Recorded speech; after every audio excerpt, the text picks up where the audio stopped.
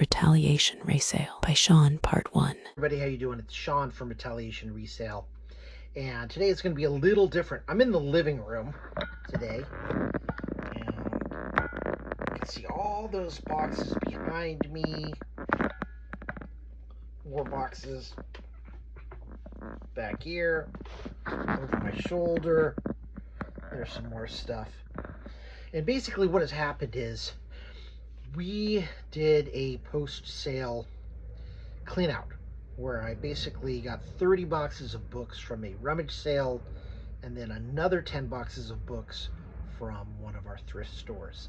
And I'm going through all these books, trying to figure out the value, figuring out what I'm going to do with the items. So far I've gone through about a third of the boxes. I have a box of about 40 books that are going to go to Amazon that have some value there, and I've donated some to Goodwill.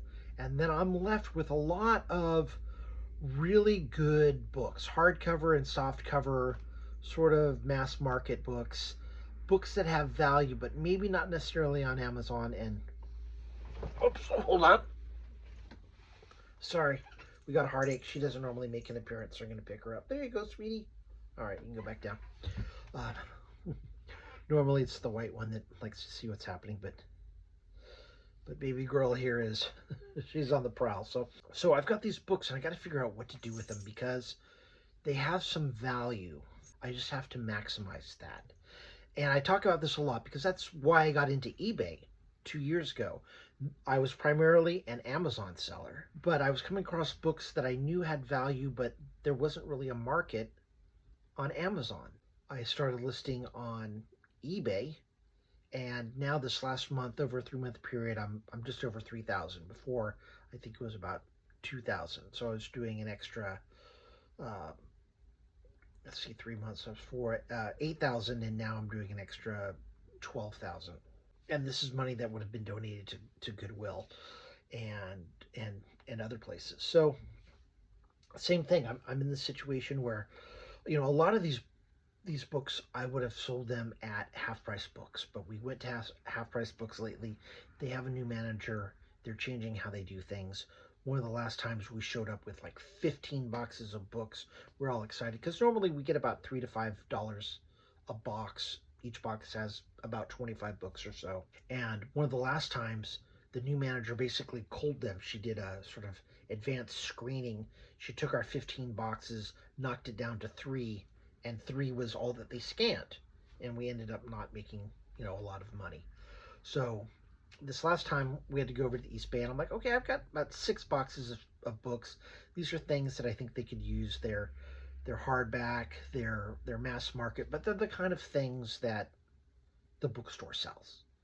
Maybe the new Stephen King book or Clive Cussler, books that I wouldn't buy, but the public does. They won't pay $30 for a new hardback, but they'll pay $6.99 at the store. They don't have to pay shipping, and you'll see those on the shelves. Linda was there selling while I was picking up some books at another location, and she heard the manager tell the employee, you don't have to be either you don't have to be super nice with the pricing, or don't be overly nice or overly generous, or basically just sort of do the minimum. And when we would go, and it's kind of insulting because we go there a lot and we've given them a lot of business, a lot of books. I've given them some hardbound books, some older books that I've seen in their glass case that they're suddenly asking $20 or $30 for. I would think that we'd get a little more sympathy since we were good customers. We were there every week, sometimes twice a week. We knew all the employees. We were very generous with the employees, made sure that we complimented them to the manager, left things in writing. We were very, very generous.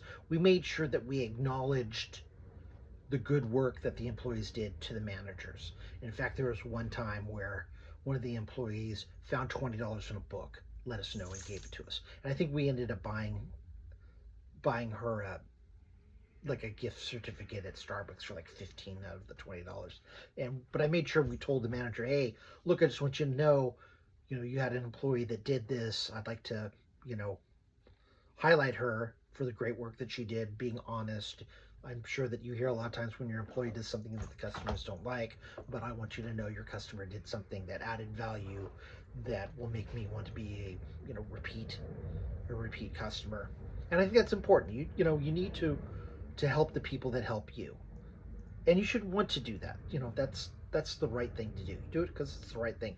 You don't do it because you think it's going to get you something down the road. You do it because what's right is right. The right thing is the right thing. So this last time we went, and normally there's 3 or 4 people buying books in the back. All the carts are full. There's 3, 4, 5 people waiting to get their books done. And when we walked in, there was one woman buying books. She had some books on the counter. She was finishing up the order, and that was it. We were next. There are a lot of people that are book buyers, book sellers that we'd see at Half Price Books, and they're just not there anymore. I mean, hey, I'm not here to tell Half Price Books how to do their business, although how they do their business now sucks, which is why we're not going to go there anymore. And they were an outlet for buying some of our books that we had left over. We could maximize our duds, quote unquote, and we could get some money in the meantime. Well, now we have to do something different. And what we're looking to doing is to try and sell more books on, sorry, the cat's here, I got a pet her, on Whatnot. We sold a few books before. It's something we can do. So we're entering them, and we'll try to sell them. For those of you that aren't familiar with Whatnot, it's a great platform, live auctions, and the auctions can last 10 seconds, 15 seconds, 30 seconds max. And people sell all kinds of things. Primarily it's clothing, but there's also books, collectibles like baseball cards, video games, shoes, Funko Pops, even comics, that kind of things. We're going to try it. We're going to step it up, see if it works. And if it doesn't, then what we'll do is we'll probably just end up trying to sell a bunch at a garage sale. There's a Amazon seller that does this book sourcing mastery. They have a program, and I'm sort of interested. I think they're in Minnesota, but same thing. They get all these books, they sell it on Amazon. They do what we do. They get all their books for free. They don't buy their books, and they're left over with a lot of these good books. And quarterly or every 2 months, they have a big sale. They have a big warehouse on their property, and they blow all this stuff out. We've got these books here now in the living room, in the garage. I got to get rid of them. So if we don't sell them on Whatnot, I'm just going to have a big garage sale in the driveway in boxes. And, hardback book is $2, paperback book is $1. You buy a lot, I'll make a deal. Did this once before, made like $20 in a morning when we first started out. Probably only had 15 boxes of books. Now I'm looking at 30 boxes just in here. And I'm supposed to pick up another 4 tomorrow, and in 2 weeks, I've got another estate sale, which I think is another 10 to 20. So we've got the books. I need the room. This is what we're going to do. We're going to sell them.